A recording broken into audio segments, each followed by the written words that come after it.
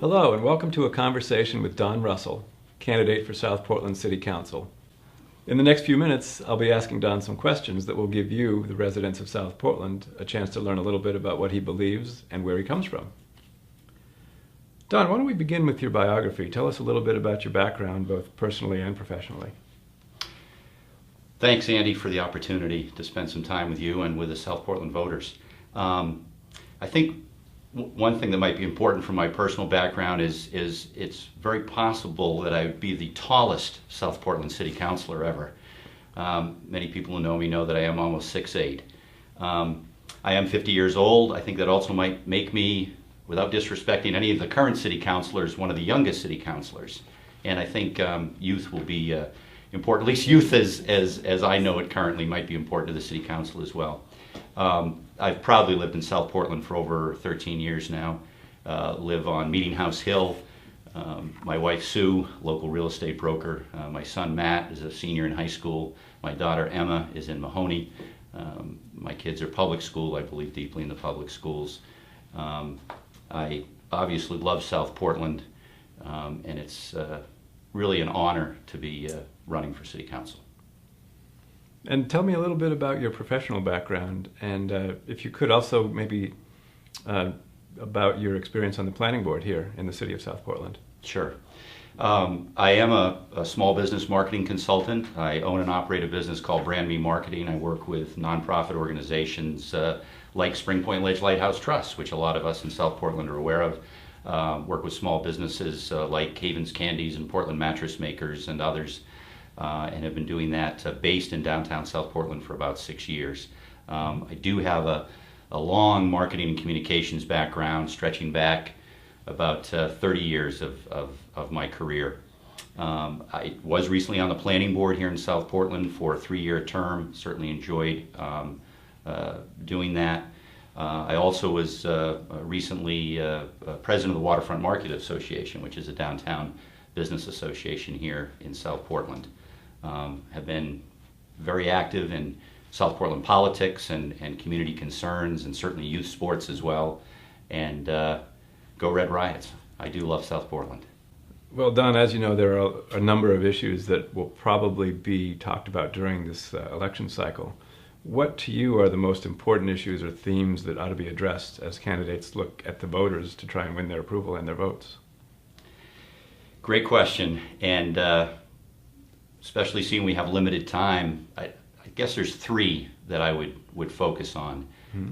Public education, creative revenue development, and let me explain that in a second, and then leadership and vision, I think would be the third area of concern for me.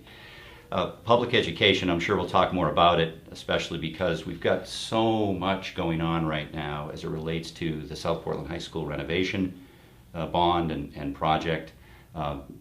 In my opinion, middle school consolidation or some form thereof is right around the corner.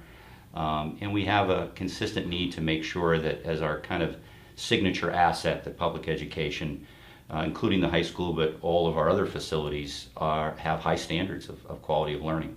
And I certainly hope to work closely with the school board and other important leaders on those issues to figure them out and wrestle them to the ground. In terms of leadership and vision that I mentioned, I do feel strongly that South Portland needs to have a little bit more of a strategic plan, if you will, and I know I'm a bit of a marketer at heart, but we need to figure out some of these moving chess pieces that we currently have, whether it's 100 Waterman Drive or the Armory or Mahoney as it relates to our middle school plan, and how can we best be able to game plan for the future that best helps our citizens in terms of economic development, keeps our property taxes contained, and really helps towards our future. Speaking of property taxes, creative revenue development, I think it's absolutely critical that we obviously curtail cost and contain property taxes as best we can. But to do that, I also think we need to look at new forms of revenue development outside of property taxes. I think that's very important for the city of South Portland. Ways of doing that include some potential exploration of a room tax, for example, which some have heard me talk about before, and something I'd like to at least look into and debate. Some other current city councilors, I think, are interested in that. We'll need Augusta's help on that, and I'm not suggesting we secede from the union like a past mayor once said, but we need to look at ways that through revenue development we might be able to self-determine our future a little better. And I certainly also would favor any ways that we can increase our tax base through some smart growth economic development by helping fill empty storefronts, through relocating our Public Works Department from O'Neill Street to where I think it should be on Outer Highland, and then creating some affordable housing, middle-class homes right in my area, Meeting House Hill, which obviously would increase our tax base as well. Just some of the ideas. One of the things that has been in the news a fair amount recently is the whole concept of buy local, and that seems to have taken root here in South Portland quite nicely. What can the city council do, or what could you do as a councilor to help attract more business to South Portland and build not only that tax base but also the vitality of the city?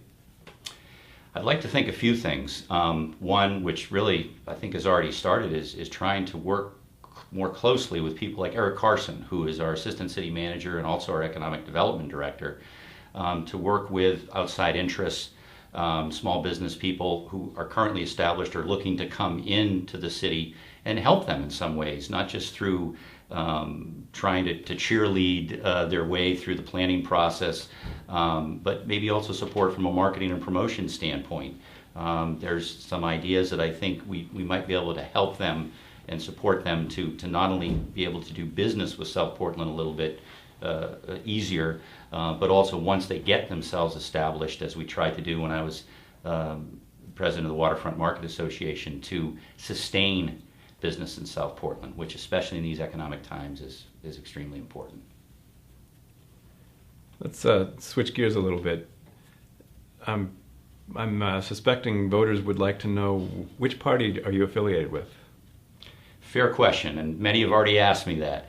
I have been unenrolled as an independent for some time. I don't know the exact amount, if it's 15 years or something like that, but it certainly has been a good chunk of my adult life.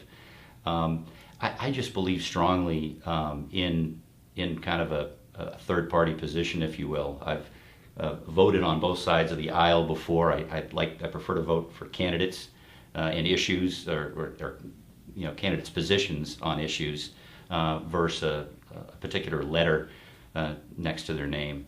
I also think, frankly, that in this day and age, that managing, whether it's a state or a city from the far left or far right, is counterproductive and frankly ineffective. I think managing from the middle is certainly something that I believe in, because I like to think I'm a consensus builder and someone who's willing to compromise and mediate and try to find creative solutions to really difficult problems.